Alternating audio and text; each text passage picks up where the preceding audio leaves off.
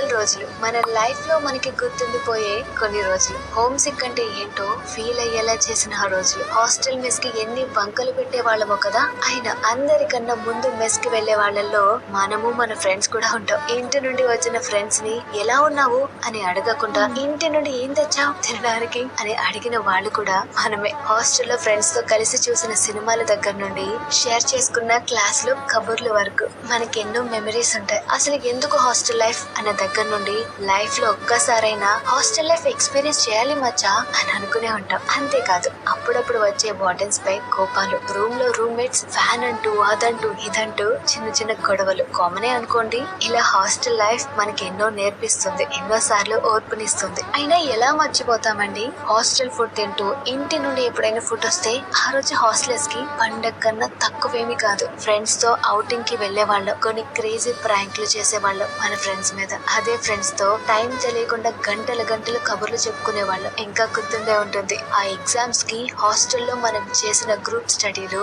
And night అవుట్లు. మరి ఆ హాస్టల్లో ఇన్ని మెమరీస్ క్రియేట్ చేసుకున్న ఆ ఫ్రెండ్స్ తో ఒక రోజు నిజంగా హాస్టల్ లైఫ్ ఎండ్ అయిపోయే రోజు వచ్చినప్పుడు మనకి ఏదో తెలియని వెలితిగా అనిపిస్తుంది కదా. ఏదేమైనా ఒకరి మీద ఒకరు వేసుకున్న జోక్స్ నుండి మనం సెలబ్రేట్ చేసిన ఫ్రెండ్స్ బర్త్డేస్ వరకు ఇలా ఇంకెన్నో హాస్టల్ రోజుల జ్ఞాపకాలు మనకి గుర్తుండే ఉంటాయి. ఏమంటారు? హాస్టల్ రోజులు మన లైఫ్ లో మనకి గుర్తుండిపో